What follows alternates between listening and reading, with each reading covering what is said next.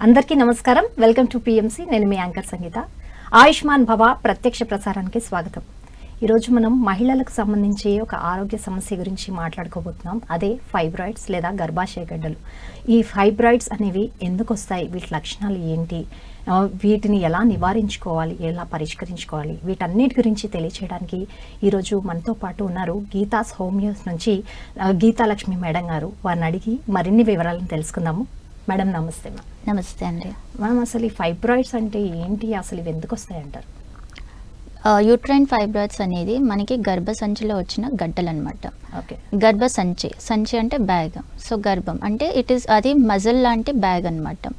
ఈ మజిల్ లాంటి బ్యాగ్లో మనకి గడ్డలు వచ్చినప్పుడు దాన్ని యూట్రైన్ ఫైబ్రాయిడ్స్ అంటాం అనమాట. సో ఇవి జనరల్గా నాన్ క్యాన్సరస్ అంటే బినైన్ ఇన్ నేచర్ అనమాట. సో చాలా తక్కువగా క్యాన్సర్ మారే అవకాశాలు ఉంటాయి. సో ఇవి చిన్న ఆవగింజంత సైజు నుంచి ఒక పెద్ద పుచ్చకాయ అంత సైజు పెరిగే అవకాశాలు ఉంటాయి అన్నమాట. సో ఇది మన గర్భాశయంకి వచ్చిన పొరల మధ్యలో ఈ గడ్డలు వస్తాయి. సో వాటిని మనం యూట్రైన్ ఫైబ్రాయిడ్స్ అంటాం అనమాట.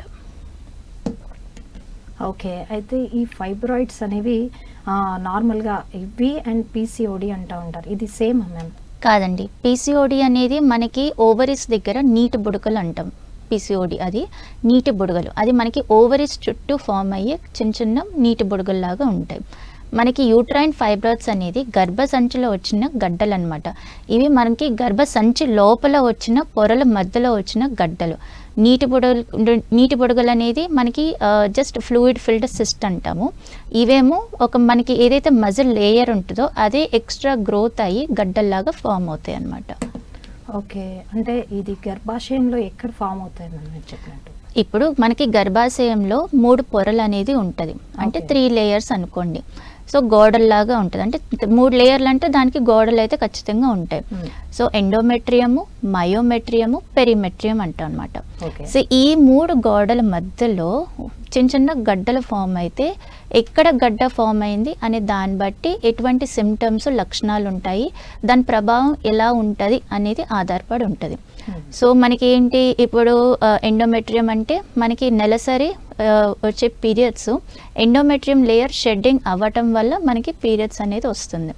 సో ఎండోమెట్రియం మయోమెట్రియం మధ్యలో ఏదైతే గోడ ఉంటుందో దాంట్లో వచ్చిన ఫైబ్రాయిడ్ గడ్డ వల్ల మనకి ఎండోమెట్రియం అంటే మనకి బ్లీడింగ్ ఎక్కువ రూపంలో పోతుంది కదా. సో ఇక్కడ వచ్చిన గడ్డ కొంచెం హెవీ బ్లీడింగ్ అనేది జరుగుతుంది అనమాట. అలానే పెయిన్ అనేది ఉంటుంది.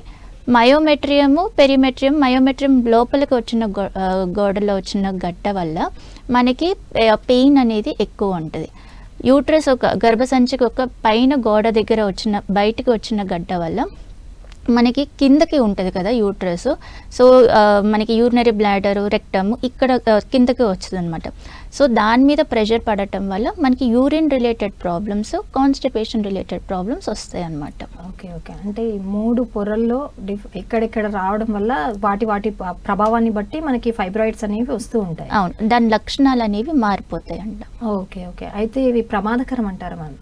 ఇవి అంటే ఇప్పుడు సైజు బట్టి, ఇందాక నేను మీకు చెప్పినట్టుగా చిన్న ఆవగింజ సైజ్ దగ్గర నుంచి పెద్ద పుచ్చకాయంత వరకు మనకి ఫార్మేషన్ అనేది జరుగుతుంది అనమాట. సో జనరల్గా చిన్న చిన్న ఫైబ్రాయిడ్స్ అనేది మనకి ఈ 30 నుంచి 50 సంవత్సరాల్లో ఉన్న మహిళల్లో చాలా కామన్గా చూస్తాం అనమాట. సో ఈ టైంలో ఏంటి అంటే చిన్న చిన్న గడ్డలు ఉండటం వల్ల మనకి ఎటువంటి ప్రమాదం ఏమీ లేదు.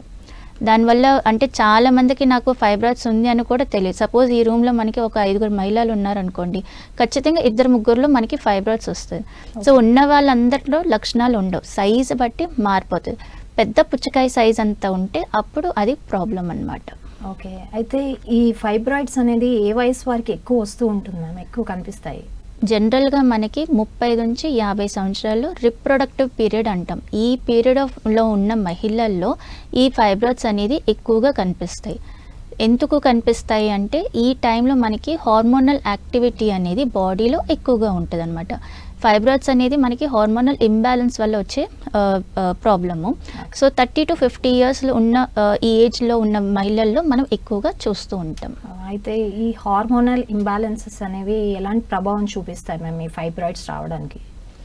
ఇప్పుడు మనకి ఫైబ్రాయిడ్స్ రావడానికి మెయిన్ కారణం అయితే హార్మోనల్ ఇంబ్యాలెన్స్.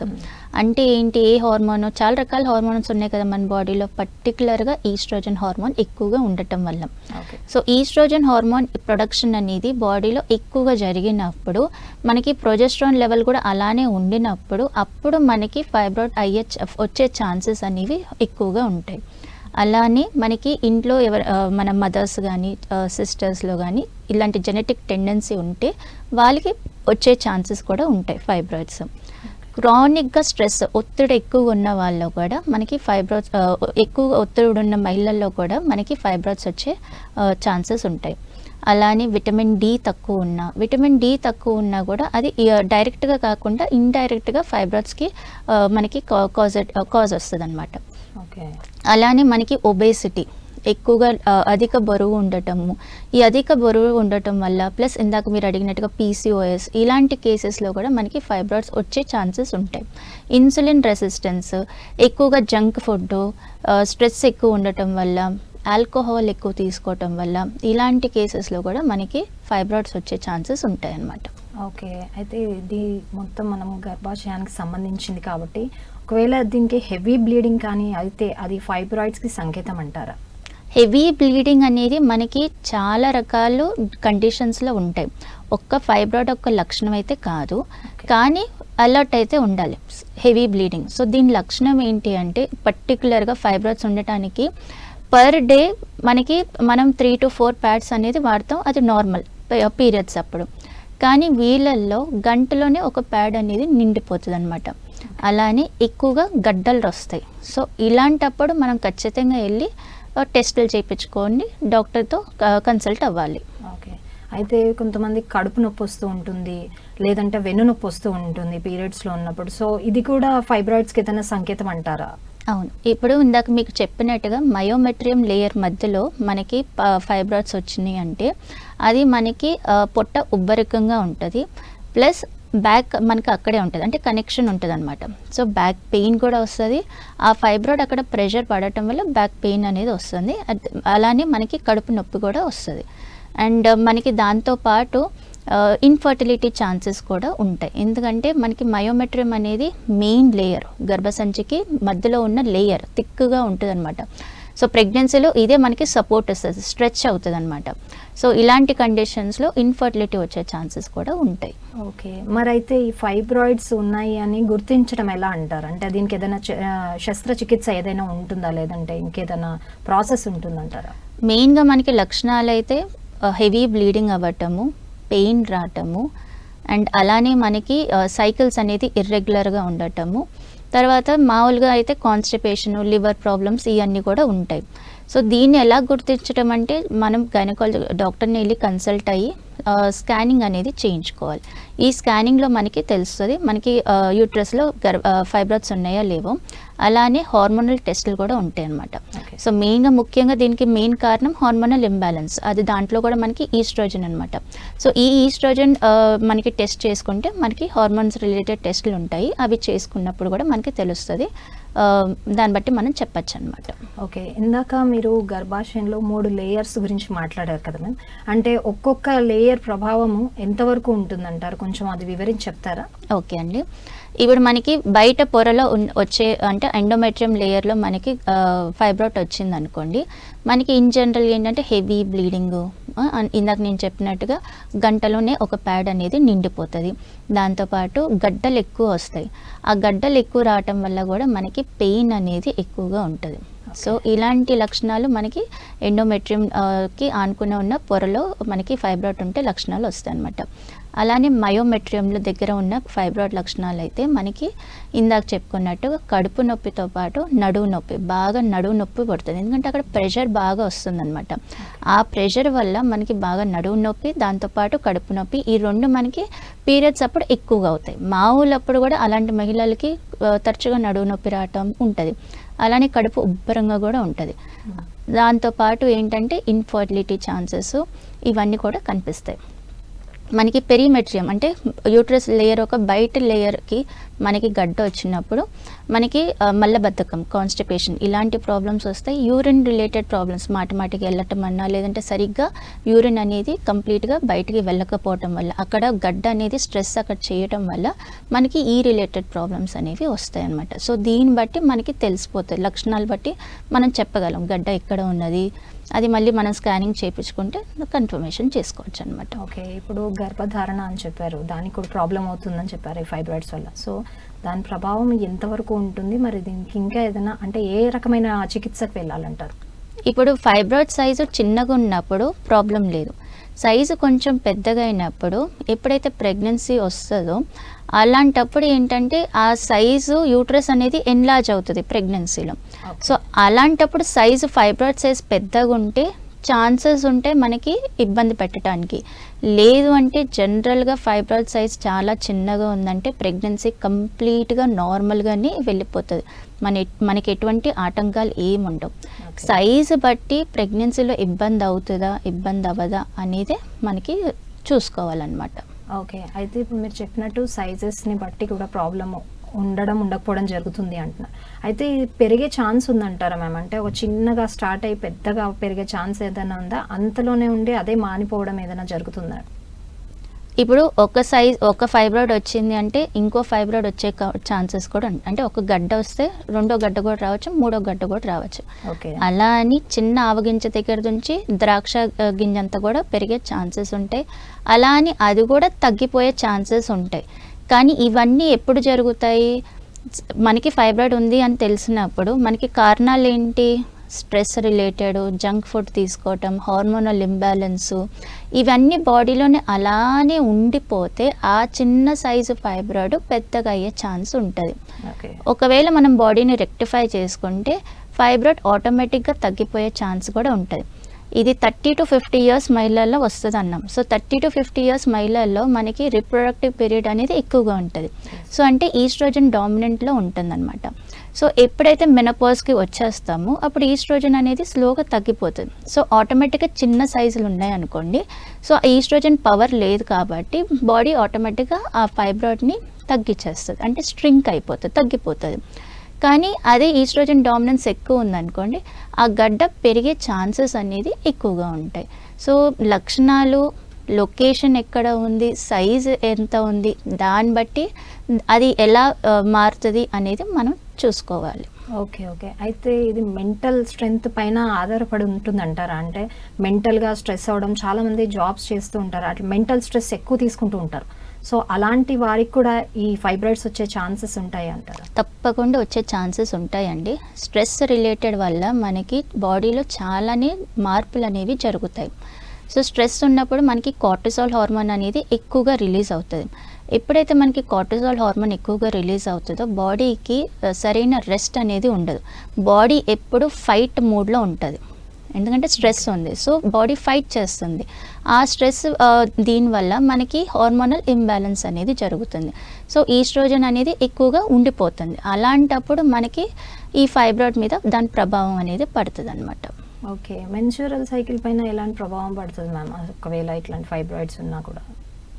సైజు బట్టి మనకి లక్షణాలు మారిపోతాయి. ఎక్కువగా అయితే మనం చూసేది ఇర్రెగ్యులర్ సైకిల్, అంటే ఒక నెల 28 డేస్కి రావటం, ఇంకోసారి 30 నుంచి 45 రోజులు కూడా రాకుండా ఉండటం, కొన్నిసార్లు 2-3 నెలలకు కూడా రాకుండా ఉంటాం. సో హార్మోనల్ ఇంబ్యాలెన్స్ బాడీలో ఏ రేంజ్లో ఉందో దాన్ని బట్టి ఇర్రెగ్యులర్ సైకిల్స్ అంటాం అనమాట. ఒకసారి సరిగ్గా రావటం, ఒకసారి సరిగ్గా రాకపోవటం, కొన్నిసార్లు ఒక సైకిల్లో నార్మల్ బ్లీడింగ్ అవ్వటం, నార్మల్గా ఎంత 35 ml అవ్వాల్సిన అంతే అవుతుంది.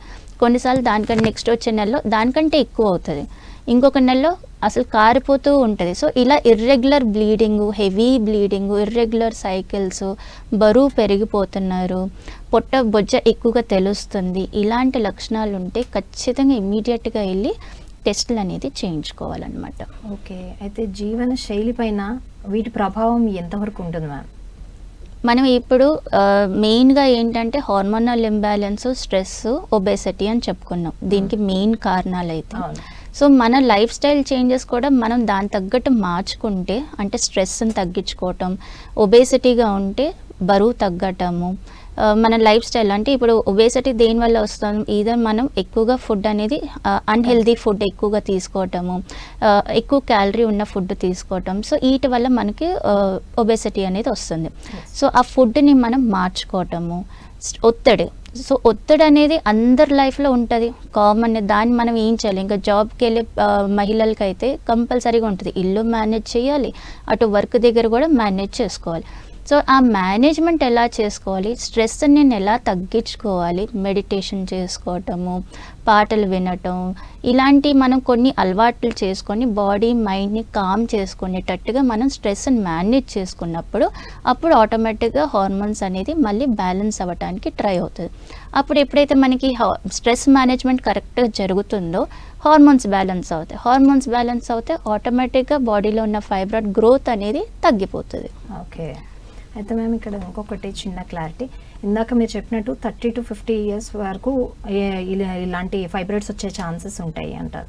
అయితే మెన్స్ట్రువల్ స్టార్ట్ అయ్యే టైంలో కూడా, అంటే మెన్స్ట్రువల్ స్టార్ట్ అయ్యే ఏజ్ ఒకటి ఉంటుంది, అంటే 13-14 years పిల్లలు కూడా, వాళ్ళకు కూడా ఆ సైకిల్లోనే ఉంటారు, వాళ్ళకు కూడా అంత ప్రాసెస్ అంతా జరుగుతూ ఉంటుంది. మరి వాళ్ళకి ఎంతవరకు వచ్చే ఛాన్స్ ఉంటుందంటారు? ఓకే, సో 13 to 15 years వచ్చే ఏజ్ పీరియడ్లో ఎవరైతే ఉంటారో వాళ్ళకి అప్పుడే మెన్స్ట్రువల్ సైకిల్ అనేది స్టార్ట్ అయింది.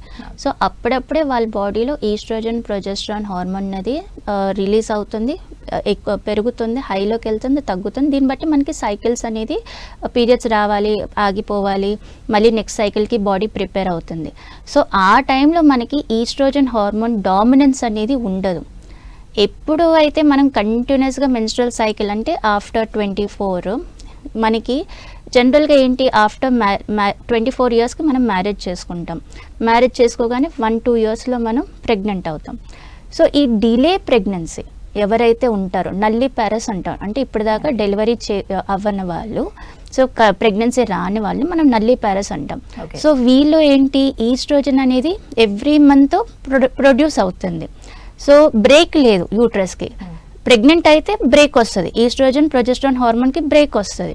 బట్ ఇలాంటి మహిళల్లో కంటిన్యూస్గా ఈస్ట్రోజన్ డామినెన్స్ ఎక్కువగా ఉంటుంది. సో అలాంటప్పుడు ఈస్ట్రోజన్ డామినెన్స్ బాడీలో ఎక్కువగా ఉన్నప్పుడు మజిల్ లేయర్లో మనకి గడ్డలు వచ్చే ఛాన్సెస్ ఉంటాయి అన్నమాట. సో అందుకే 13 to 14 years పిల్లలు అప్పుడే మెన్స్ట్రేషన్ మెనార్కి స్టార్ట్ అయింది, వాళ్ళ మెన్స్ట్రల్ సైకిల్ స్టార్ట్ అయింది. సో వాళ్ళు ఈస్ట్రోజన్ డామినెన్స్ ఉండదు, సైకిల్ రెగ్యులర్ ప్యాటర్న్లో వెళ్ళిపోతుంది. అక్కడ ఇర్రెగ్యులర్ సైకిల్ వచ్చేది డిఫరెంట్ రీజను, కానీ ఇక్కడ మనకి ఫైబ్రాయిడ్ రావడానికి మెయిన్ కారణం ఏంటంటే ఈస్ట్రోజన్ డామినెన్స్ ఎక్కువగా ఉండిపోవటము, అది కూడా క్రానిక్గా లైఫ్లో. సో అందుకే మనం 30 years అన్నాం అనమాట. సో 30 years నుంచి 50 సంవత్సరాలు ఉన్న మహిళల్లో మనం ఇది ఎక్కువగా చూస్తాం, అలా అనమాట. అయితే మ్యామ్, ఇప్పుడు ఈ ఫైబ్రాయిడ్స్ రిలేటెడ్ సమస్య ఏదైతే ఉందో అది యూట్రస్ పైన పడే ప్రభావం ఏదైనా ఉంటుందంటారు? అంటే మూత్ర విసర్జనకు సంబంధించి కానీ, ఇంకా ఎక్స్క్రేషన్కి సంబంధించి కానీ ఇంకేదైనా ప్రభావం పడుతుందంటారు దీనిపైన? ప్రభావం అంటే ఇందాక నేను చెప్పినట్టుగా మీకు ఏ పొరలో అయితే మనకి గడ్డ వచ్చిందో ఆ పొరకి సంబంధించిన లక్షణాలే ఉంటాయి. సో మూత్రం, యూరినరీ రిలేటెడ్ ప్రాబ్లమ్స్ కంపల్సరీగా వస్తాయి. ఎప్పుడు వస్తాయి, గడ్డ అనేది బయట పొరలోకి వచ్చినప్పుడు, బయట పొరలో ఫామ్ అయినప్పుడు వస్తుంది అనమాట. సో ఎందుకు వస్తుంది, మనకి ఇందాక చెప్పినట్టు మూత్రం పోసే సంచి అండ్ మనం మోషన్ పాస్ చేసే రెక్టమ్ అనేది అక్కడే లొకేషన్ అయి ఉంటుంది. సో అక్కడ చిన్న గడ్డ ఫామ్ అయినప్పుడు కింద ప్రెషర్ అనేది ఫామ్ అవుతుంది. ఆ ప్రెషర్ వల్ల మనకి యూరిన్ రిలేటెడ్ ప్రాబ్లమ్స్ అనేది వస్తుంది. సో అంటే యూరిన్ రిలేటెడ్ ప్రాబ్లమ్స్ అంటే ఏంటి, యూరిన్ సరిగ్గా కంప్లీట్గా బాడీ నుంచి వాళ్ళు ఒకేసారి పోయలేకపోతారు అనమాట. ఆగి రావటం, లేదంటే కొంచెం ఇంకా ఉంది కానీ రావట్లేదు అనే ఫీలింగ్ ఉంటుంది. అలానే మోషన్ ప్రాబ్లం అంటే కాన్స్టిపేషన్, మళ్ళీ బతకం, ఇలాంటి మనకి సిమ్టమ్స్ ఉంటాయి అన్నమాట. ఓకే. అయితే రక్తహీనత ప్రభావం కూడా ఉంటుందంటారా మ్యామ్ ఈ ఫైబ్రాయిడ్స్ రావడం వల్ల? అవును, ఉంటాయి. ఎందుకు, ఇప్పుడు హెవీ బ్లీడింగ్ అని ఇందాక చెప్పుకున్నట్టు హెవీ బ్లీడింగ్ ఉంటుంది. సో హెవీ బ్లీడింగ్లో మీకు గంటలోనే ఒక ప్యాడ్ నిండినప్పుడు బాగా రక్తం అనేది పోతుంది, రక్తం గడ్డలుగా వీళ్ళకి వెళ్ళిపోతుంది అనమాట. సో అప్పుడు ఏంటంటే వీళ్ళకి అనీమియా వచ్చే ఛాన్సెస్ అనేది ఎక్కువ ఉంటుంది. అనీమియా, కళ్ళు తిరగటము, త్వరగా అలసిపోవటము, చిన్న పని చేయడానికి వీళ్ళకి ఓపిక అనేది ఉండదు, ఎందుకంటే బాడీలో న్యూట్రిషన్ అనేది ఉండదు, బ్లడ్ లాస్ అనేది ఎక్కువగా ఉంటుంది. మళ్ళీ నెక్స్ట్ సైకిల్కి మళ్ళీ వీళ్ళు నెక్స్ట్ మంత్ సైకిల్ వస్తుంది, కానీ బాడీ రికవరింగ్ లేదు, ఎంతైతే లాస్ అయిందో అది రికవర్ చేసుకోలేకపోతుంది. ఆ హ్యూజ్ అమౌంట్ ఆఫ్ బ్లడ్ ప్రతి నెల వీళ్ళకి లాస్ అవ్వటం వల్ల అనీమియా రిలేటెడ్ ప్రాబ్లమ్స్ వస్తుంది. అంటే రక్తం తక్కువైపోవటము, అలానే కళ్ళు తిరగటము, నీరసం ఉండటం, చిన్న పని చేసుకోవడానికి వీళ్ళకి ఓపిక ఉండదు అనమాట. Okay okay. ఇంకా కొన్ని దీర్ఘకాలిక రోగాలు వస్తూ ఉంటాయి కదా మ్యామ్, అంటే డయాబెటీస్ కావచ్చు, బ్లడ్ ప్రెషర్ అంటే హై బీపీ కావచ్చు, లేదంటే థైరాయిడ్ ప్రాబ్లమ్స్, ఇవి ఎంతవరకు ప్రభావం చూపుతాయి మ్యామ్? అంటే దీనిపైన ఫైబ్రాయిడ్స్ ప్రభావం ఎంతవరకు ఉంటుందంటారు? ఓకే, ఇప్పుడు డయాబెటీస్ అనేది మనకి ఇన్సులిన్ రెసిస్టెన్స్ వల్ల వస్తుంది. అలానే మనకి హైపర్ టెన్షన్, బ్లడ్ ప్రెషర్ ఎక్కువ ఉండటం. ఈ బ్లడ్ ప్రెషర్ ఎక్కువ అంటే స్ట్రెస్ అనేది ఎక్కువగా ఉంటుంది బాడీలో అనమాట. సో ఈ రెండు ఏం చేస్తున్నాయి అంటే ఇన్సులిన్ రెసిస్టెన్స్ ఎప్పుడైతే బాడీలో ఎక్కువగా ఉంటుందో కార్టిసాల్ హార్మోన్ కూడా ఎక్కువగా రిలీజ్ అవుతుంది. ఇది రిలీజ్ అయినప్పుడు మనకి ఆ హార్మోన్ అనేది ఇంబ్యాలెన్స్ అవుతుంది. అంటే ఈస్ట్రోజన్ ప్రొడక్షన్ అనేది ఎక్కువ అవుతుంది. ఎందుకు ఎక్కువ అవుతుంది? ఫ్యాట్ సెల్స్ అనేది మనకి ఈస్ట్రోజన్ హార్మోన్ అనేది ప్రొడ్యూస్ చేస్తాయి అనమాట. సో ఎప్పుడైతే ఈస్ట్రోజన్ హార్మోన్ ప్రొడ్యూస్ అవుతుందో ఎక్కువ క్వాంటిటీలో ప్రొడ్యూస్ అవ్వటం వల్ల ఈస్ట్రోజన్ డామినెన్స్ అనేది ఉండిపోవటం వల్ల మనకి ఫైబ్రాయిడ్ వచ్చే ఛాన్సెస్ అనేవి ఎక్కువగా ఉంటాయి. ఓకే, అయితే ఇవి ఎన్ని రకాలుగా ఉంటాయి మేమంటే మనం ఇప్పుడు పొరల్లో వైస్ చెప్పుకోకుండా అసలు ఎన్ని రకాలుగా మనము తెలుసుకోవచ్చు ఫైబ్రాయిడ్స్ ఉన్నాయి అనేది? రకాలైతే ఏం లేవండి, లొకేషన్ బట్టే ఉంటుంది, జస్ట్ సైజు బట్టి ఉంటుంది. చిన్న ఆవగింజ దగ్గర నుంచి పెద్ద పుచ్చకాయ సైజ్ అంతా ఉంటుంది. సైజు బట్టి లక్షణాలు ఏంటి, ప్రాబ్లం ఎంత సఫర్ అవుతున్నారు, ఏమన్నా ఉంటుందా అనేది ఉంటుంది అంతే. చిన్న సైజు గడ్డలకైతే ఎటువంటి సిమ్టమ్స్ ఉండవు. లొకేషన్ బట్టి కొన్నిసార్లు చిన్న సైజు కూడా మనకి ఇబ్బంది కలిగిస్తుంది అనమాట. ఓకే మేడం, ఇప్పుడు మనం ఫైబ్రాయిడ్స్ గురించి మాట్లాడుకుంటున్నాము. సో ఫైబ్రాయిడ్స్ జనరల్గా 30 to 50 ఏజ్ ఉన్న వాళ్ళ మధ్యలో వస్తూ ఉంటాయని చెప్పారు. కొంతమందికి ఆ ఏజ్లో కూడా పెళ్లి కాని వాళ్ళు ఉంటారు. సో ఫైబ్రాయిడ్ సమస్య వస్తే మరి వాళ్ళు ఎలా డీల్ చేయాలంటారు? ఓకే, ఇప్పుడు పెళ్లి కాని వాళ్ళు జనరల్గా నేను చెప్పినట్టుగా వాళ్ళకి ఈస్ట్రోజన్ అనేది కాన్స్టెంట్గా ఎక్కువగా ఉండటం వల్ల ఫైబ్రాయిడ్స్ అనేది వస్తుంది. సో వీళ్ళకి ప్రెగ్నెన్సీలో ఏమైనా ప్రాబ్లం ఉంటుందా? సో జనరల్గా అయితే సైజు బట్టి, అంటే చిన్న ఫైబ్రాయిడ్స్ అనుకోండి, ప్రెగ్నెన్సీలో ఎటువంటి ప్రాబ్లం ఉండదు, ఈజీగానే ప్రెగ్నెన్సీ వచ్చే ఛాన్సెస్ ఉంటాయి, నార్మల్ డెలివరీ అయ్యే ఛాన్సెస్ కూడా ఉంటాయి. కానీ ఫైబ్రాయిడ్ ఎక్కడ ఉంది, సపోజ్ మయోమెట్రియం అనే లేయర్ మధ్యలోకి వస్తే అప్పుడు ఆ సైజు కొంచెం పెద్దగా ఉందనుకోండి, అప్పుడు మనకి ఇన్ఫర్టిలిటీ అంటే ప్రెగ్నెన్సీ రావటానికి కొంచెం ఇబ్బంది అనేది ఉంటుంది. ఓకే, సో అలానే వీళ్ళకి ఇర్రెగ్యులర్ సైకిల్స్ ఉంటాయి ఫైబ్రాయిడ్స్ వల్ల. సో కరెక్ట్గా ఓవులేషన్ ఎప్పుడు జరుగుతుంది అనేది క్యాలిక్యులేషన్ ఉండదన్నమాట. సో దానివల్ల కూడా ప్రెగ్నెన్సీ కొంచెం లేట్గా వచ్చాయి, అంటే మనకి ఓవులేషన్ టైం తెలియకపోతే మళ్ళీ ప్రెగ్నెన్సీ అనేది రాదనమాట. సో ఈ ఇర్రెగ్యులర్ సైకిల్స్ ఉండటం వల్ల, బ్లీడింగ్ హెవీగా ఉండటం వల్ల, ఫైబ్రాయిడ్ ఒక సైజ్ ఎంత ఉంది, దానికోసం సిమ్టమ్స్ ఏమైనా ఉన్నాయా లేదా బాడీ మీద, దాన్ని బట్టి ప్రెగ్నెన్సీ వచ్చే ఛాన్సెస్ ఉందా, ఈజీగా ప్రెగ్నెన్సీ అయిపోతుందా, డెలివరీ నార్మల్ డెలివరీ అవుతుందా అనేది ఉంటుంది. ఒకవేళ ఫైబ్రాయిడ్ సైజ్ పెద్దగా ఉండి ఎస్పెషల్గా మనకి మయోమెట్రియం లేయర్ దగ్గర ఉంటేనే మనం ఫస్ట్ ఫైబ్రాయిడ్కి ట్రీట్మెంట్ అనేది తీసుకోవాలి. ఇర్రెగ్యులర్ సైకిల్ ఉంటే ఖచ్చితంగా రెగ్యులర్ సైకిల్స్ అయ్యేటట్టుగా చూసుకొని అప్పుడు మనకి ప్రెగ్నెన్సీ అనేది ఈజీగా వచ్చే ఛాన్సెస్ ఉంటాయి. ఓకే, అయితే ఇందాక మీరు డెలివరీ గురించి మాట్లాడారు, అంటే నార్మల్ డెలివరీ సాధ్యం అవుతుందంటారా? 100% అవుతుందండి. ఫైబ్రాయిడ్ సైజ్ ఇప్పుడు జనరల్గా ఫైబ్రాయిడ్ సైజ్ పెద్దగా ఉందనుకోండి, ఎలాగో ప్రెగ్నెన్సీ రాదు, ఎందుకంటే హార్మోనల్ చేంజెస్, బ్లీడింగ్ ఎక్కువ అవడం ఇవన్నీ జరుగుతాయి. సో ఆ సైజుని మనం తగ్గించుకొని మనం ప్రెగ్నెన్సీకి వెళ్తాం. సైజు చిన్నగా ఉంది, యూట్రస్ ఎన్లార్జ్ అవుతుంది ప్రెగ్నెన్సీ టైంలో, సో అప్పుడు ఎటువంటి ఇబ్బంది ఏముండదు. సైజు బట్టే మనకి అంత హిస్టరీ నెక్స్ట్ ఏం జరుగుతుంది అనేది ఉంటుంది. సో మనకి నార్మల్ డెలివరీ అవ్వడానికి 100% ఛాన్సెస్ ఉన్నాయి. ఫైబ్రాయిడ్స్ ఎటువంటి అడ్డ ఏమీ కాదు, ఈజీగా కన్సీవ్ అవ్వచ్చు అండ్ నార్మల్ డెలివరీ అవుతుంది, దాంట్లో ఏం ప్రాబ్లం అనేది ఉండదు. ఓకే, అయితే ఇప్పుడు మీరు చెప్పినట్టు ఫైబ్రాయిడ్స్ మన గర్భసంచి పైన వస్తూ ఉంటాయని చెప్పారు. సో ఇది ఒకవేళ తీసివేయాల్సి వచ్చే సందర్భం ఏదైనా వస్తుందంటారా? దీని ప్రభావం అంత ఉంటుందంటారా? ఉంటుందండి. మనకి ఇప్పుడు సైజ్ అనేది, లేదంటే సైజ్ ఒక్కటే అని కాదు, మల్టిపుల్ ఫైబ్రాయిడ్స్ అంటే ఒకటి కంటే ఎక్కువ ఉండటము, ఆ సైజు బాగా పెద్దగా ఉండి ఆ లేడీకి ఆ ప్రాబ్లమ్స్ అనేది బాగా సివియర్గా వస్తున్నాయి. అంటే ప్రతి నెల కడుపు నొప్పి తీవ్రంగా రావటం, దాంతోపాటు నడుము నొప్పి రావటం, బ్లీడింగ్ ఎక్కువగా అయిపోవటం, ట్రీట్మెంట్ ఉన్నా కూడా అన్కంట్రోల్డ్ బ్లీడింగ్ అవ్వటం, దానివల్ల బాగా బ్లడ్ లాస్ అయ్యి అనీమిక్ అయిపోవటం, ఇలాంటి కండిషన్స్లో ఉన్నప్పుడు మనకి సైజు బాగా పెద్దగా ఉండి ఇంకా ఈ సైజు మనకి ఓన్లీ ట్రీట్మెంట్ వల్ల తగ్గనప్పుడు మనం సర్జరీ అనే ఆప్షన్కి వెళ్తాం అన్నమాట. కానీ అది చాలా తక్కువ. ఓకే, అయితే ఇవి సహజంగా తగ్గిపోతాయి అంటారు మ్యామ్ ఈ ఫైబ్రాయిడ్స్ అనేవి? జనరల్గా చాలా చిన్న సైజు, ఇందాక ఆవగింజ చిన్న చిన్న సైజులు అనుకోండి, ఎటువంటి సిమ్టమ్స్ ఉండవు, జస్ట్ నార్మల్గా వచ్చి పోతాయి. అందరికీ వచ్చి పోతాయి, అందరికీ అంటే 10 మందిలో ఒక 8 మందికి వచ్చి పోతూ ఉంటాయి. సో చిన్న సైజు ఎటువంటి ప్రభావం ఉండదు మన సైకిల్స్ మీద కానీ, లేదంటే ఇంకా మనకి వేరే అదర్ డిసీజెస్గా రావటం కానీ ఇటువంటి ఏమి ఉండదు అనమాట. కానీ సైజు పెద్దగా ఉండి ఆ లేడీకి బాగా ఇబ్బంది కడుతుంది సిమ్టమ్స్ ద్వారా, లేదంటే మన బాగా ఇదైపోతుంది అన్నప్పుడే మనకి దానికి ట్రీట్మెంట్ అనేది అవసరం. అది కూడా ఇమ్మీడియట్గా ప్రాపర్గా మనం ట్రీట్మెంట్ తీసుకుంటే దాన్ని మనం పూర్తిగా తగ్గించగలం. ఓకే, అయితే ఇప్పుడు చాలా మందికి మోనోపాస్ కూడా అయిపోతూ ఉంటుంది. సో అలాంటి వాళ్ళకి ఈ ఫైబ్రాయిడ్ ప్రభావం అనేది ఎలా ఉంటుందంటారు? ఓకే, జనరల్గా మెనోపాస్కి వచ్చే టైంకి మనకి ఈస్ట్రోజన్ హార్మోన్ స్లోగా తగ్గిపోతూ ఉంటుంది. సో బాడీయే న్యాచురల్గా దాన్ని ష్రింక్ చేసేస్తుంది, అంటే తగ్గించేస్తుంది. కొన్ని మంది అంటే 10 మందిలో ఒక్కళ్ళిద్దరు ఉంటారు మెనోపాజ్ వచ్చిన తర్వాత కూడా ఫైబ్రాయిడ్స్ ఉండే ఛాన్సెస్ ఉంటాయి. సో అక్కడ కూడా సైజ్ ఎంత బట్టి అనే దాన్ని బట్టి వాళ్ళకి ఎటువంటి సిమ్టమ్స్ ఉన్నాయో దాన్ని బట్టి మనకి ట్రీట్మెంట్ ఆప్షన్స్ అనేవి ఉంటాయి అన్నమాట. ఓకే ఓకే, సో మ్యామ్ అయితే ఈ ఫైబ్రాయిడ్స్ రాకుండా ఒకవేళ వచ్చిన తర్వాత కూడా ఎలాంటి ఆహారంలో ఎలాంటి మనం చేంజెస్ చేసుకుంటే వీటి నుంచి మనము అంటే నివారించుకోవచ్చు? ఓకే, జనరల్గా ఏంటి అంటే మనకి మెయిన్గా ఇందాక చెప్పినట్టుగా ఒబేసిటీ, ఓకే, అంటే అధిక బరువు. సో క్యాలరీ రెస్ట్రిక్షన్ డైట్ అనేది తీసుకోవాలి. మనం వెయిట్ లాస్ అయ్యేటట్టుగా ప్లాన్ చేసుకోవాలి. సో వెయిట్ లాస్ అయ్యేటప్పుడు కూడా న్యాచురల్గా అంటే ఎటువంటి బాడీ మీద స్ట్రెస్ లేకుండా హార్మోన్స్ బ్యాలెన్స్ అయ్యేటట్టుగా మనం చూసుకోవాలి. ఏదో ఇవాళ నేను ఒక పూట తినకుండా రెండో పూట కూడా తినకుండా ఒక పూట తింటానంటే అలా కుదరదు అనమాట.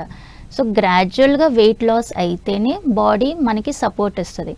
సడన్గా 3 రోజులు నేను ఫాస్టింగ్ చేసి 3 కిలోలు తగ్గుతున్నానంటే బాడీ మనకి సపోర్ట్ ఇయ్యదు, ఇంకా ఉన్న రోగం ఎక్కువ అవుతుంది. ఓకే, సో ప్రాపర్గా డైట్ ప్లాన్ చేసుకొని మనం ఎంత బరువు ఉన్నాం, మన ఏజ్ ఎంత, నా హైట్ ఎంత, దాన్ని బట్టి క్యాలిక్యులేషన్ చేసుకొని ఎవ్రీ డే తక్కువ క్యాలరీ అంటే ఒక వారము మీరు ఒక 50-100 క్యాలరీస్ తక్కువ తీసుకోండి. అలా గ్రాడ్యువల్గా క్యాలరీ కౌంట్ అనేది తగ్గించుకుంటూ వచ్చి మీ ఐడియల్ వెయిట్కి రావాలి. ఇవాళ ఏదో నేను నెలలో 4-5 కిలోలు తగ్గిపోతాను, ఒక 10 కిలోలు 3 నెలల్లో తగ్గిపోతాను, అప్పుడు నాకు ఈ రోగం పోతుందంటే అలా ఉండదు. సంవత్సరం కష్టపడండి, తొందర ఏం లేదు, ఫైబ్రాయిడ్స్ వల్ల మనకి ప్రమాదం ఏమి లేదు. సో మనం దానికి టైం ఇచ్చి నా బాడీని నేను రెగ్యులేట్ చేసుకుంటే గ్రాడ్యువల్గా పర్ మంత్ 1-1.5 ఐడియల్గా వెయిట్ లాస్ అయితే ఎటువంటి హార్మోన్స్ మీద ప్రభావం ఉండదు. అంటే మీ హార్మోన్స్ కూడా మీకు సహకరించి తగ్గించడానికి ట్రై చేస్తుంది. మీరు 1-1.5 కంటే ఎక్కువ తగ్గారనుకోండి నెల కంటే, ఖచ్చితంగా మీకు 3వ నెల మీరు 10 కిలోలు తగ్గుతారు, కానీ మీకు రిజల్ట్ అయితే హెల్తీ రిజల్ట్ రాదు. ఓకే, ఇది ఒకటి మెయిన్ గుర్తుంచుకోండి న్యూట్రిషన్. నెక్స్ట్ ఒబేసిటీ ఉన్నాం కాబట్టి క్యాలరీ రెస్ట్రిక్టెడ్ ఫుడ్ తీసుకున్నాం. కార్బోహైడ్రేట్స్ డెన్స్ ఫుడ్ అనేది ఎక్కువ తీసుకోవద్దు. సో కార్బోహైడ్రేట్స్ డెన్స్ ఫుడ్ ఎక్కువ తీసుకుంటే మళ్ళీ మనకి ఇన్సులిన్ రెసిస్టెన్స్ ఉంది ఫైబ్రాయిడ్స్లో. సో ఇన్సులిన్ రెసిస్టెన్స్ మళ్ళీ ఏం చేస్తుంది, ఉన్న కార్బోహైడ్రేట్స్ని మళ్ళీ ఫ్యాట్ కింద మారుస్తుంది. సో ఎక్కువగా మనం ప్రోటీన్ ఉన్న ఫుడ్ తీసుకోవాలి. సో ప్రోటీన్ ఉన్న ఫుడ్ తీసుకుంటే ఇప్పుడు మనకి ఫైబ్రాయిడ్ ఏంటి, మజిల్ లేయర్ మీద వచ్చిన గడ్డ. సో ప్రోటీన్ ఏం చేస్తుంది, అమైనో యాసిడ్, ఆ ప్రోటీన్ ఆ మజిల్ని రీబిల్డ్ చేసి దాన్ని నార్మల్ చేస్తుంది. సో మజిల్ అనేది రీబిల్డ్ అవుతుంది. Muscle is nothing but protein అనమాట. సో మనకి ఎవరు కావాలి, ప్రోటీన్ కావాలి. హెల్దీ ప్రోటీను నా ఏజ్కి నా హైట్కి ఎంత ప్రోటీను అంటే మనం సపోజ్ 60 kgs ఉంటే మనకి ఎంత ప్రోటీన్ అవసరం, ఆ ప్రోటీన్ ఒకే పూట తీసుకోకుండా 3 పూటలుగా ఈక్వల్గా చేసుకొని బ్రేక్ఫాస్ట్లో ఎంత ప్రోటీను, లంచ్లో ఎంత ప్రోటీను, డిన్నర్లో ఎంత ప్రోటీన్ అలా ప్లాన్ చేసుకొని తీసుకున్నప్పుడు మీ మజిల్స్ అనేది మళ్ళీ రీపేర్ అవ్వడానికి హెల్ప్ అవుతుంది. ఎప్పుడైతే మజిల్ రీపేర్ అవుతుందో ఆటోమేటిక్గా అక్కడ ఉన్న గడ్డ తగ్గిపోతుంది అనమాట. అలానే ఫ్యాట్ కూడా ఇంపార్టెంట్. గుడ్ ఫ్యాట్స్ అనేది ఎప్పటికీ మనకి ఇంపార్టెంట్. ఇప్పుడు ఇక్కడ ఏమవుతుంది, వీళ్ళకి బ్యాడ్ ఫ్యాట్ ఉంది. సో బ్యాడ్ ఫ్యాట్ ఎప్పుడు తగ్గుతుంది, గుడ్ ఫ్యాట్ రేషియోని పంపిస్తే ఎక్కువ చేస్తే దాది బ్యాడ్ ఫ్యాట్ని తగ్గిస్తుంది. సో గుడ్ ఫ్యాట్ ఎంత అమౌంట్ తీసుకోవాలి, ఆ ఏజ్ పర్సన్, ఆ హైట్ పర్సన్, దాన్ని బట్టి మనము పర్ మీల్ ఎంత ఫ్యాట్ తీసుకోవాలి అనేది ఉండాలి. ప్లస్ కాన్స్టిపేషన్, మనకి ఇప్పుడు ఇక్కడ మెయిన్ ప్రాబ్లం ఏంటంటే లివర్ హెల్త్ వీళ్ళకి మంచిగా ఉండదు, గట్ హెల్త్ మంచిగా ఉండదు. సో మనకి ఫైబ్రాయిడ్స్ రావడానికి ఈ 2 కారణాలు కూడా ఉన్నాయన్నమాట. సో లివర్ హెల్త్ ఏమైంది, ఇప్పుడు మనకి బాడీలో ఈస్ట్రోజన్ డామినెన్స్ అనేది ఎక్కువ ఉందని చెప్పుకున్నాం. అంటే లివర్ అనేది మన బాడీని క్లీన్ చేస్తుంది కదా. సో ఈస్ట్రోజన్ని బయటికి పంపించలేకపోతుంది, ఏదైతే ఎక్స్ట్రా ఉందో అది క్లీన్ చేయలేకపోతుంది. సో లివర్ని ఎలా హెల్తీ చేసుకోవాలి, అలాంటి డైట్ మనం ఫాలో అవ్వాలి, మనం మీల్స్లో దాన్ని ఇంక్లూడ్ చేసుకోవాలి. అలానే గట్ హెల్త్ వీళ్ళు తక్కువ ఉంటుంది, అందుకే వీళ్ళకి మలబద్ధకము ఇలాంటి కండిషన్స్ అనేవి ఉంటాయి అన్నమాట. సో గట్ హెల్త్ని ఎలా పెంచుకోవాలి, ప్రోబయోటిక్స్, ప్రీబయోటిక్స్ ఇలాంటి ఫుడ్ వీళ్ళు ఎక్కువ తీసుకుంటే గట్ హెల్త్ కూడా బాగుంటుంది. గట్ హెల్త్ బాగుంటే మనకి 70% హార్మోన్స్ అనేది బ్యాలెన్స్ అయిపోతుంది. సో వీళ్ళు ఎటువంటి ఫుడ్ ఇప్పుడు తీసుకోవాలి, ప్రోటీన్ అనేది మంచిగా ఉండాలి, గుడ్ ఫ్యాట్ ఉండాలి, లివర్కి సంబంధించిన హెల్దీ డైట్ ఉండాలి, లివర్ క్లీన్ చేసుకోవాలి, లివర్ డీటాక్స్ అవ్వాలి, గట్ హెల్త్ మంచిగా ఉండాలి. మీ ఇన్సులిన్ రెసిస్టెన్స్ ఏదైతే ఉందో దాన్ని మనం స్లోగా తగ్గించుకోవాలి. అంటే నెలకి 1 నుంచి 1.5 కిలో తగ్గాలి, అప్పుడు మీ ఫైబ్రాయిడ్స్ అనేది తగ్గిపోతుంది అన్నమాట. అయితే ఇందాక మనం ఒబేసిటీ గురించి మాట్లాడాం కదా, అయితే ఆ ఒబేసిటీ ఉన్న వాళ్ళు చాలామంది ఇప్పుడు మీరు చెప్పిన డైట్ కాకుండా కొంతమంది లిక్విడ్ డైట్స్ అనేవి కూడా చేస్తూ ఉంటారు. అవి ఎంతవరకు సజెస్టబుల్ అంటారు ఇట్లా ఫైబ్రాయిడ్స్ ఉన్న వాళ్ళకి? అస్సలకి సజెస్టబుల్ కాదండి. ఇన్స్టెంట్గా ఏది వచ్చినా కూడా అది ఇన్స్టెంట్ రిజల్ట్ ఇచ్చి పోతుంది, అంటే అలా చుట్టం చూపు వచ్చి పోతుంది అనమాట. సో ఇన్స్టెంట్గా మీరు తగ్గారు, 5 kgs తగ్గారు, డాక్టర్ తగ్గమన్నారు, వెయిట్ లాస్ అయితే మీకు ఫైబ్రాయిడ్స్ తగ్గిద్ది అని చెప్పారు. సో తగ్గటం రీజను మనకి ఏంటి, అప్పుడు నీ హార్మోన్స్ బ్యాలెన్స్ అవుతాయి అని డాక్టర్ ఉద్దేశం. బట్ ఇక్కడ వీళ్ళు ఏం పట్టుకుంటారు, ఓన్లీ వెయిట్ లాస్ అయిపోతే సరిపోతుంది అనుకుంటారు, కానీ పర్ఫెక్ట్ వెయిట్ లాస్ అనేది అవ్వాలి. సో జస్ట్ లిక్విడ్ డైట్ మీద ఉన్నారనుకోండి, ఆల్రెడీ మీకు హెవీ బ్లీడింగ్ అవుతుంది, అనీమిక్లో ఉన్నారు, అంటే రక్తం సరిగ్గా లేదు, వీక్గా ఉన్నారు, మరి ఆ ఫ్రూట్ జ్యూసెస్ ఓన్లీ వాటర్ మీద లేదంటే లిక్విడ్ డైట్స్ మీద ఉన్నప్పుడు ప్రాపర్ న్యూట్రిషన్, మైక్రో న్యూట్రియన్స్ ఇవన్నీ రావు మనకి మన లిక్విడ్ డైట్స్లో. ప్లస్ ఇక్కడ మనకి మెయిన్ ఎవరు కావాలి, ప్రోటీన్ అనేది మనకి హీరో. ఇక్కడ ప్రోటీన్ మంచిగా ఉంటేనే నా మజిల్ రిపేర్ అవుతుంది. మనం తీసుకునే లిక్విడ్ డైట్లో సూప్స్ తీసుకుంటారు, దాంట్లో పప్పులు ఉంటాయి, కానీ ఎంత అమౌంట్, చాలా తక్కువ అమౌంట్లో తీసుకుంటారు. ఓన్లీ సూప్లో ఇప్పుడు మూంగ్ దాల్ సూప్ ప్రిఫర్ చేస్తున్నారు ఎక్కువ, కానీ 1 బౌల్ మూంగ్ దాల్ సూప్ అనేది మిగతాదంతా న్యూట్రిషన్ అనేది రాదు. సో అక్కడ ఓన్లీ ఇన్స్టెంట్గా 3 days మనం మూంగ్ దాల్ సూప్ తాగొచ్చు, పెసరపప్పు సూపు లేదంటే కందిపప్పు నీళ్ళు, పప్పు నీళ్ళు ఇవి తీసుకుంటారనమాట. 3 రోజుల మించి మనం తీసుకోగలం ఆ డైట్? తీసుకోలేం. 3 రోజులు మనం ఫాస్ట్గా ఒక 3 to 5 kgs తగ్గాం, కానీ అది నా బాడీని రిపేర్ చేస్తుందా? చెయ్యదు. ఓన్లీ వాటర్ లాస్ అనేది పోతుంది. 3 రోజుల్లో నేను 5 కిలోలు తగ్గానంటే 2 కిలోలు వాటర్ వెళ్ళిపోయింది, ఫ్యాట్ తగ్గలేదు. ఫ్యాట్ తగ్గటానికి టైం పట్టిద్ది. సో ఆ టైం మనం బాడీకి ఇస్తేనే ఫ్యాట్ అనేది కరగటం మొదలవుతుంది. ఇన్స్టెంట్గా పోయేది ఓన్లీ వాటర్, సెల్స్లో నుంచి వాటర్ వెళ్ళిపోయి సెల్స్ ష్రింక్ అయ్యి బట్టలు లూజ్ అవుతాయి. కానీ మనం సర్కంఫరెన్స్ ఏదైతే మనం మెజర్మెంట్ తీసుకుంటామో అది క్యాల్కులేట్ చేస్తే మీ ఫ్యాట్ తగ్గదు. ఫ్యాట్ తగ్గినప్పుడే ఇప్పుడు ఫ్యాట్ సెల్స్ నుంచే మనకి ఈస్ట్రోజన్ ప్రొడ్యూస్ అవుతుంది. సో ఫ్యాట్ సెల్ ఫస్ట్ తగ్గాలి. ఫ్యాట్ సెల్ తగ్గాలి అంటే గ్రాడ్యువల్గా మనం వెయిట్ లాస్ అయితేనే ఫ్యాట్ సెల్స్ తగ్గుతాయి. ఇన్స్టెంట్గా 3 రోజులు మనం లిక్విడ్ డైట్ తీసుకుంటే బాడీలో ఉన్న వేస్ట్, అంటే బాడీ డీటాక్స్ అవ్వాల్సింది ఏదైతే వేస్ట్ ఉంటుందో మనకి ఆ టాక్సిన్స్ పోయినాయి, వాటర్ వెళ్ళిపోయింది. సో దానివల్ల మనం 3-4 కిలోలు తగ్గుతాం తప్ప ఫ్యాట్ లాస్ కాదనమాట. సో ఇక్కడ మనకి ఐడియల్గా కావాల్సింది ఏంటంటే ఫ్యాట్ లాస్ అవ్వటం. Water loss different, fat loss different. Fat loss అయితేనే మనకి హార్మోన్స్ అనేది బ్యాలెన్స్ అవుతాయి. ఓకే, అయితే మేము ఇందాక మనం ఇప్పుడు ఫ్యాట్ గురించి మాట్లాడాము, ఒబేసిటీ పేషెంట్స్ గురించి. ఇప్పుడు ఒకవేళ వాళ్ళకి కానీ బీపీ లేదంటే డయాబెటీస్ ఇవి ఉన్న వాళ్ళకంటే, డయాబెటీస్ పేషెంట్స్కి జనరల్గా ఆకలి అనేది ఎక్కువ ఉంటుంది, అంటే ఎక్కువ కన్జ్యూమ్ చేస్తూ ఉంటారు. మరి వాళ్ళు ఈ ఫైబ్రాయిడ్స్ ఉన్న వాళ్ళు డైట్ని ఎలా బ్యాలెన్స్ చేసుకోవాలంటారు? ఓకే, సో డయాబెటీస్ ఉన్న వాళ్ళకి తరచుగా ఆకలి వేస్తుంది అంటే మీ డైట్లో కార్బోహైడ్రేట్ ఎక్కువ తీసుకుంటున్నారు, ప్రోటీన్ తీసుకోవట్లేదు. ఓకే. సో ప్రోటీన్ మీద కాన్సన్ట్రేట్ చేయండి. మీకు మీ బాడీకి ఎంతైతే ఇందాక నేను చెప్పినట్టు హైట్ తగ్గట్టు వెయిట్ తగ్గట్టు మనం ప్రోటీన్ అనేది క్యాల్కులేట్ చేసుకోవాలి. సో ఆ పూటకి నాకు ఎంతైతే ప్రోటీన్ తీసుకున్నామో నెక్స్ట్ పూట వరకు ఆకలి వేయదు. సో నేను ఒక మీల్ తీసుకున్నాను, ఒక పూట తిన్నాను, ఇంకో పూటకి అంటే మినిమం 4 to 5 hours గ్యాప్ రావాలి. బట్ ఒక గంటలోనే నాకు ఆకలి వేస్తుందంటే ఈధర్ నేను స్ట్రెస్లో అయినా ఉన్నాను, లేదు అంటే నేను తీసుకుంది ఓన్లీ కార్బోహైడ్రేట్స్ అనేది ఫాస్ట్గా ఎనర్జీని కన్జంప్షన్ చేసేస్తాయి. కానీ మనకి ఇక్కడ ఏంటి, స్లో రిలీజింగ్ ఎనర్జీ ఫుడ్స్ కావాలి. సో కాంప్లెక్స్ కార్బోహైడ్రేట్స్ అన్ని కొన్ని ఉంటాయి, వాటితో పాటు ప్రోటీన్స్ తీసుకోవాలి. అప్పుడు మనకి నెక్స్ట్ పూట వరకు ఆకలి లేకుండా ఉంటుంది అనమాట. సో డయాబెటీస్ వాళ్ళు మెయిన్గా ఫోకస్ చేయాల్సింది complex carbohydrates food, protein, good fat, ఈ మూడిటి మీద ప్లస్ ఫైబర్ అయితే ఖచ్చితంగా కావాల్సిందే. ప్లస్ డయాబెటీస్ వాళ్ళు ఫస్ట్ ఫుడ్ స్టార్ట్ చేసేది ఫైబర్ ఫుడ్తో స్టార్ట్ చేస్తే వాళ్ళకి ఏదైతే ఇన్సులిన్ స్పైక్ అవుతుందో అది అవ్వకుండా ఇన్సులిన్ నార్మల్ రేంజ్లో ఉంటుంది అనమాట. ఓకే. అయితే ఇప్పుడు థైరాయిడ్ పేషెంట్స్ విషయానికి వస్తే మనం థైరాయిడ్ ఉన్న వాళ్ళు ఓవర్ వెయిట్ అన్న ఉంటారు, లేకపోతే అండర్ వెయిట్ అన్న ఉంటారు, రైట్ మ్యామ్? అవును, రైట్. సో మరి వాళ్ళు ఎలాంటి డైట్ తీసుకోవాలంటారు? వాళ్ళు ఎలాంటి డైట్ తీసుకోవాలంటే మెయిన్ థైరాయిడ్ని రెగ్యులేట్ చేసే డైట్ తీసుకోవాలి. ఉదాహరణకి మనకి ధనియాలు అనమాట. సో ధనియాలలో మనం రాత్రి ఒక గ్లాస్ వాటర్లో 1 స్పూన్ ధనియాలు నానబెట్టేసి పొద్దున్నే లేచిన తర్వాత ఈధర్ ఆ వాటర్ని జస్ట్ ఒక గోరువెచ్చ అయ్యేదాకా పెట్టుకొని ఆ నీళ్ళు తాగినా మనకి థైరాయిడ్ మెటబాలిజం అనేది రెగ్యులేట్ అవుతుంది. అంటే ఏంటి, మీ థైరాయిడ్ గ్లాండ్ నుంచి కొన్ని 3 hormones release T3, T4. So ఇవి రిలీజ్ సరిగా అవ్వలేకపోవటం వల్ల మనకి థైరాయిడ్ మెటబాలిజం అనేది ప్రాబ్లం వస్తుంది. సో దీన్ని రెగ్యులేట్ చేసుకునే ఫుడ్స్ మనం ప్రిఫర్ చేయాలి. ఇక్కడ మనకి మెయిన్ దేని కాన్సన్ట్రేట్ చేయాలి, వెయిట్ లాస్ కాదు, వేరేది కాదు. సో మెయిన్గా మనం ఎటువంటి ఫోకస్ చేయాలంటే ఫుడ్ థైరాయిడ్ మెటబాలిజంని రెగ్యులేట్ చేసే ఫుడ్స్ మీద ఫోకస్ చేయాలి.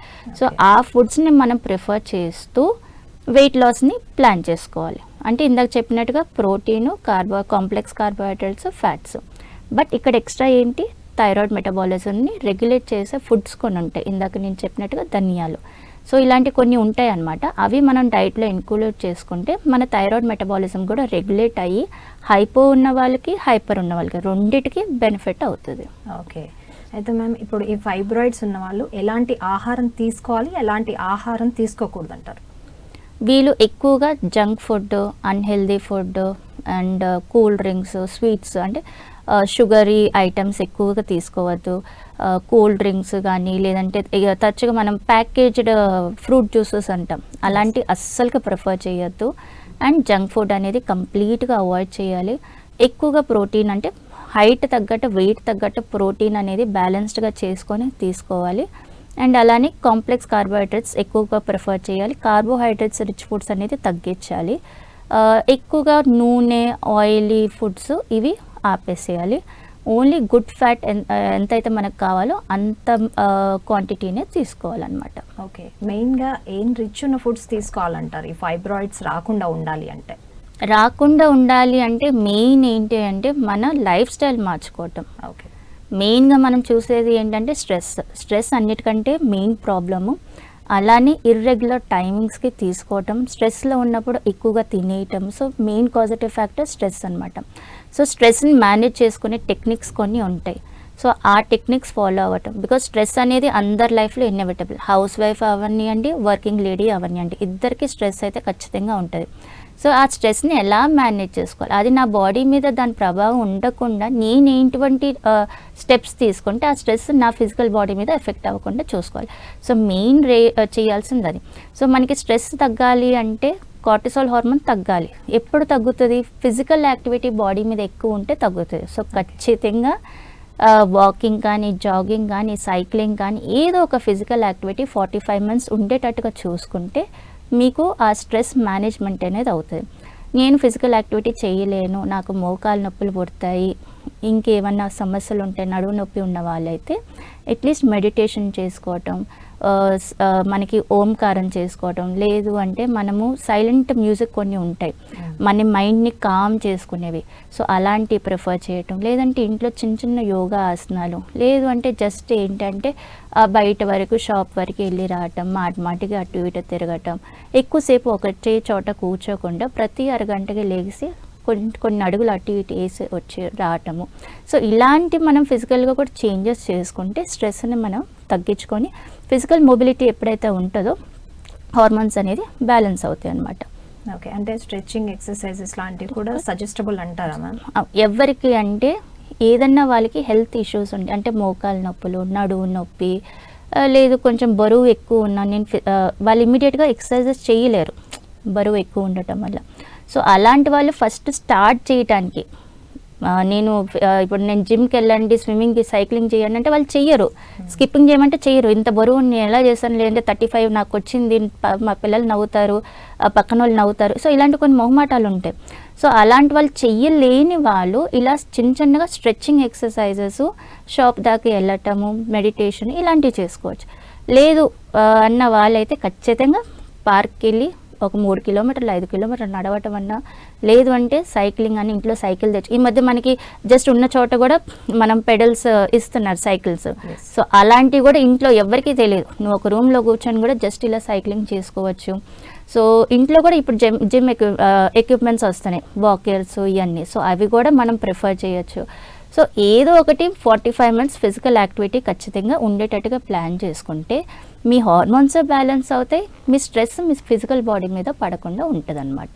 ఓకే, అయితే ఇప్పుడు చికిత్స విధానానికి వస్తే మ్యామ్, ఫైబ్రాయిడ్స్ ఉన్న వాళ్ళు ఖచ్చితంగా శస్త్రచికిత్సకు అనేది వెళ్ళాలా, లేదంటే ఏదైనా ఆల్టర్నేటివ్ మెడిసిన్ మనకు ఉంటుందంటారా? దాని గురించి వివరించండి. ఓకే, ఇప్పుడు సైజు బట్టి, సిమ్టమ్స్ బట్టి మనకి ట్రీట్మెంట్ అనేది ఆప్షన్స్ అనేది ఉంటుంది.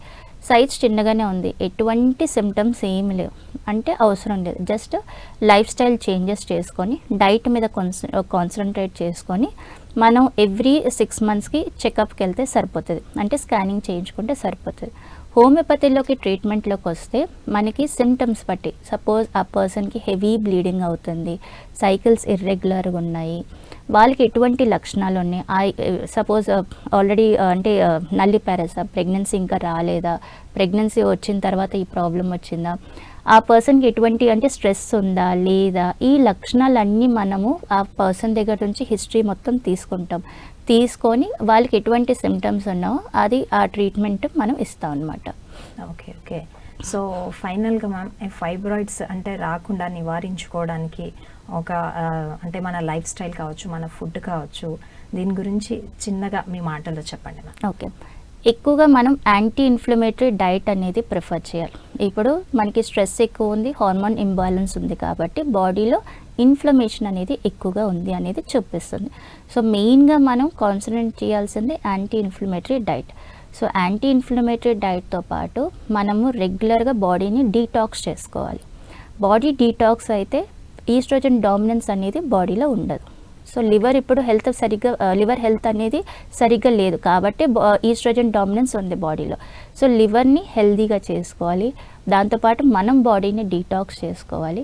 అలానే బ్యాలెన్స్ డైట్ అనేది ఎక్కువగా ప్రిఫర్ చేస్తూ ఉంటే మనకి ఈ ఫైబ్రాయిడ్స్ నుంచి మనం బయటపడుతాం. అంటే డీటాక్స్ డ్రింక్స్ లాంటివి మనం తీసుకోవచ్చా మ్యామ్? అంటే ఎలాంటివి సజెస్ట్ చేస్తారు?